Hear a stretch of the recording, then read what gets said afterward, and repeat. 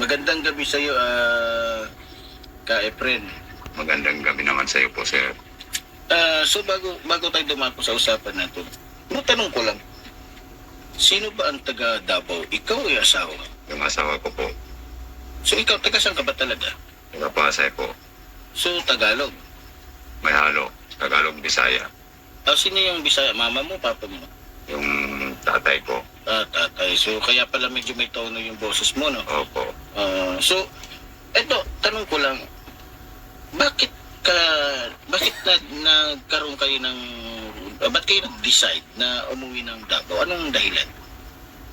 Kasi umuwi kami ng Davao, yung mga kasamang ko po. Marami nang pinapatay, Tapos, yung mga pulis. mga pulis ang pumapatay sa mga kasama mo? Opo, Bakit adik ba yung mga kasama mo? hindi naman po. So, ba't pinapatay? Ewan ko po sa kanila, mga pulis. So yun ang dahilan, ba't ka umalis? Opo, Yun lang talaga yung dahilan, ba't ka umalis doon sa Maynila? opo. So, ano pala, no? So, hindi dahil sa COVID. Hindi. No? So, ibig sabihin pala, so sinipti mo yung buhay mo. Opo. So, ngayon, kasi kaya nga ako pumunta dito dahil nga sa ikaw mismo nag-chat sa akin at humingi ng ganitong pagkakataon na ma-interview kita para malinawan yung ating mga kababayan. So, saan mo nakilala si Morales? Doon po sa Cubao, Cubao. So, Cubao. paano mo siya nakilala sa Cubao? siya ang lumapit sa akin. Ano siya? Pulis pa noon o PDEA pa? Pideya yata. So hindi basta, pero alam mo na ano siya, bago mo nakalalaman na nasa gobyerno siya. Kasi parang pag ano ko may baril. May baril. So ikaw ba, tanong ko, ito sana huwag sasama loob mo, anong natapos mo sa buhay? Ano lang ako, grade 3 lang ako. Grade 3. So, di ba, kahit grade 3, ay importante masipag. At saka, di ba? So, ganito, matanong ko lang sa'yo, ilang taong kang nagtrabaho bilang asset kay Morales? 3 taon po. 3 taon. So, ano ang masasabi mo tungkol kay Morales? Siya ba'y mabuting tao? O anong naranasan niyo sa kanya? Sige nga.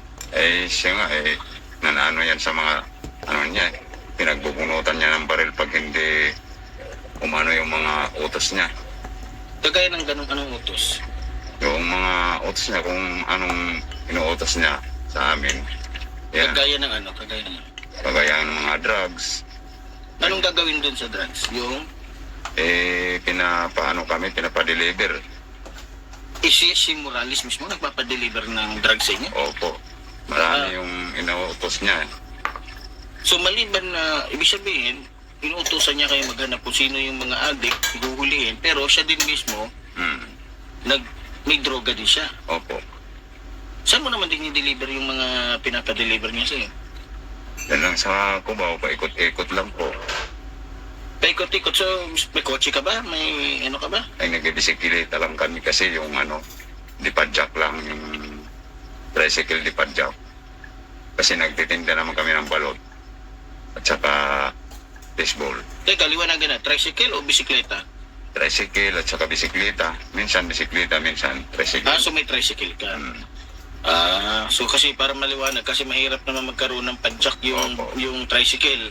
Bisikleta lang naman ang mayroong padjak. So, ganito. So, ano sa pagkakakilala mo si Morales? Mabuting tao ba o hindi? Masamang tao yan. Paano mo nasabi? Nambubugbog niyan pag hindi maano sa utos niya. Ikaw ba'y nakatikim sa kanya na pananakit? Opo. Saan? Kailan nangyari at ano yung ginawa sa? Ano ang atraso mo? Baka may atraso ka. Wala. Anong ginawa niya sa bakit kanya binugbog? Pag gusto kong hindi ako umano sa kanyang mga utos na hindi naman magandang utos niya, pag hindi mo sundin yung utos niya, ayan, bubugbugin ka talaga. So, hindi mo talaga maalala kung siya ba'y pulis noon o PDEA? Pag ano ko, Anong sinusuot niyang uniform? Hindi ba siya nag-uniform pag pumupunta sa inyo? hindi naman. Pero parang may eskwala siya, parang pulis pag ano ko sa kanya. Nakita mo ba yung baril niya? Nandito na kaano sa, ano, nilalagay niya sa, dito niya, sa baywang. Ah, okay. So, ngayon, nalalagay lang sa isip ko ka, Efren. Opo. Ano yung... Kasi may nabanggit ka sa akin na natakot ka kasi binibenta ka ni Morales. Tama ba? Binibenta kayo ni Morales? Opo. Paano ba? Sige, sabihin mo nga sa akin pa paano. Binibinta kami ni Morales sa ano, kasi Sino? Saan ka binibenta? sa mga pulis. Binibenta kayo sa mga pulis? So, magpatuloy natin ka, Efren. Kasi nabanggit mo sa akin kanina na ano yung nabanggit mo kanina before yung interview natin ngayon na binibenta kayo ni Morales sa mga pulis. Paano yun? Paano mo? Paliwanag. Pili mo paliwanag sa akin. Opo. Binibinta kami ni Morales sa mga pulis. Kasi gusto niya ipapatay kami lahat. Kaya nga, umuwi na lang ako ng Davao. Kasi yung iba nagsiuwian na. O din umuwi na lang ako ng Davao. So, bakit pinapapatay kayo ni Morales? Kasi siguro sa pagbibinta, siguro ano, kasi kami lahat inuutosan niya. So, ibig sabihin, yung mga dating niyang tauhan mismo, yun ang binibenta niya sa mga pulis, ganun ba? Ganun ba ang ibig sabihin? Opo. So ang labas nito, para magkapera si Morales, binibenta niya kayo sa pulis, sa mga tropa niya. Opo. Okay. So, at least maliwanag yung sagot mo, no? Opo. Eto, matanong ko din sa iyo. Ito ba si Morales, pagka pumupunta sa inyo, may mga kasama o wala? Mayroon. Marami ang kasama. Ano, mga pulis ba o mga PDEA? Mga pulis yata yun. Pulis? Opo. Hindi mo ba alam ang uniform ng pulis? Alam ko naman, pero pag ano ko, parang pulis yata mayroon mga baril naman. Hindi, yung PDEA may baril din kasi. Ano ba, naka-uniform o hindi? Mayroon na kayo, pero mayroon wala. Marami sila. So, nakakausap mo yung mga kasama niya? Hindi naman po. Si Morales lang po. Anong uniform ng iba? Kasi sabi mo kasi naka-uniform. So, alam mo naman siguro yun, ano bang klaseng uniform mo? Mayroon pulis, mayroon nakasibilyan. Okay. So, alam mo yung uniform ng police? Opo. Okay. So, at least malinaw, no? So, ano sa palagay mo kung bakit pinapapatay kayo ni Morales? Bakit ganun? Kasi pinapapatay niya kami.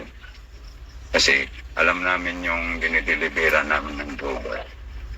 Inuunahan na lang kami ni Morales para patayin kami. So, ibig sabihin, kaya niya kayo binibenta dahil alam niyo kung sino-sino yung mga taong dinadala niyo ng droga. Opo. Dahil siya rin nag-utos, tama ba? Opo. So, para baka natatakot siya na ituro niyo, siya ang matukang, kaya inunahan niya na kayo. Opo. Ganun ba ibig sabihin mo? Opo. So, mautak talaga to si Morales, ano? So, buti na lang nakaligtas ka. Opo. So, maliban sa pag-uutos niya sa inyo ng pagbibenta ng droga, ano pa yung alam mo tungkol kay Morales, ka Efren? Yung inuutosan niya kami pagbenta ng mga baril. Ganyan. Teka. Baril ba ka mo? Opo. Anong klase mga baril? Mayroong turpay, shotgun, OC, ganyan. So, nagbibenta ka rin. Ibig sabihin, inutosan kayo bumenta ng Armalite. Opo. So, tapos nun, anong ginagawa niyo pag naibenta niyo na? Binibenta namin. Ang nakakabili naman, inuutosan din kami. Kung sino nakakabili sa amin, ay gusto niya ipahanap naman sa amin para mahuli. Teka, naguluhan ako. Yung bumili sa inyo, yung pinagbentahan mo, pinapahanap din sa inyo ulit. Opo. Bakit? Bakit pinapahanap sa inyo ulit? Pag mahanap namin, papahuli din sa pulis. Yung bumili sa inyo. Oo. Aba, mautak nga si Morales. So, ibig sabihin, kawawa yung bibili sa inyo kasi siya rin mismo magpapahuli. Oo. Siya mismo ko pahuli yung bumili. Grabe pala yung mga modus niya, no? So, binibigyan naman kayo ng pera pag nabenta niyo. Eh, hindi naman. Minsan, bibigay sa amin, konti-konti. Minsan naman hindi. So, ibig sabihin pala, minsan tinithank you niya yung pagod niyo. Opo. So, hindi pala talaga maganda ang ano niyo sa kamay ni Morales. Ngayon, nanonood ka ba ng hearing sa Senado? Opo. Naniniwala ka ba na gawa-gawa lang ni Morales yung mga sinasabi niya? Opo. Paano mo nasabi? Kasi sinungaling yan. So, ito, huling tanong ko sa iyo. Ano ba ang palagay mo? Ito bang si Morales ay inutusan ng mga Duterte para sirain ang si PBBM o ano ba to talaga? Ano bang pagkakaalam mo kay Morales? Si Morales, tao talaga yan ni Duterte. Paano mo nasabi? Kasi yan si Morales ang nag-uutos sa amin pandikit ng mga sticker sa mga barangay. Sticker? Anong sticker? Anong barangay? Hindi ko magets. Anong sticker? Anong barangay? Yung mga pang sa eleksyon, dinidikit. Poster. Yung Poster. ano. Saan? Yung tumakbo ba si Si Duterte. So, Yung pagtakbo ni Duterte. Inutusan ka o ikaw lang inutusan o Marami kami, mga tauhan. ay yung mga tauhan niya mismo? Magdikit ng ng sticker? Sticker. Yung malaki ba? Yung mga poster o sticker? Yung mga malaki. Poster. Pandikit, oo. Oo, poster. Pandikit sa mga bahay. Oo. So, pagpasensya na natin mga kababayan dahil alam naman natin, grade 3 lang si Kuya Fred.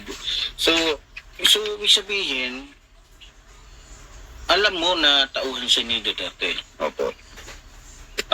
Okay, malinaw na sa akin ang lahat. So, buti nabanggit mo yung na yan. So, binigyan naman kayo nung nung mga panahon na yan, pinapakain naman kayo nung eleksyon. Pinapakain kami.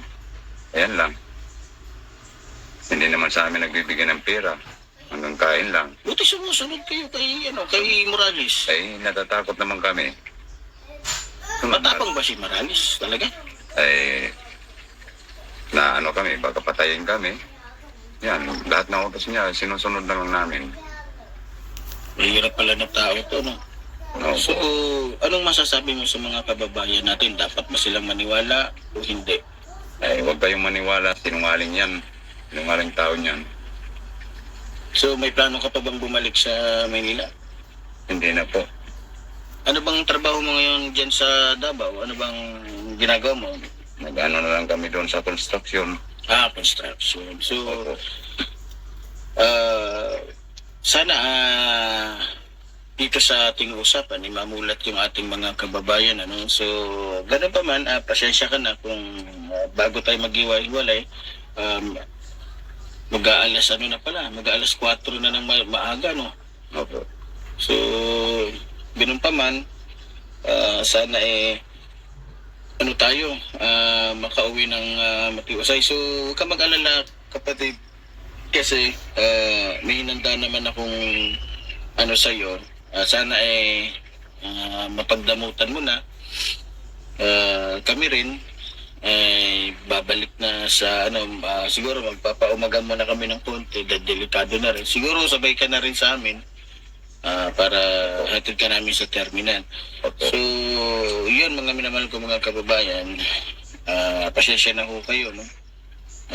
Talagang medyo madaling gabi na kasi nakarating si Kuya. Kasi binago nga namin yung schedule. Imbis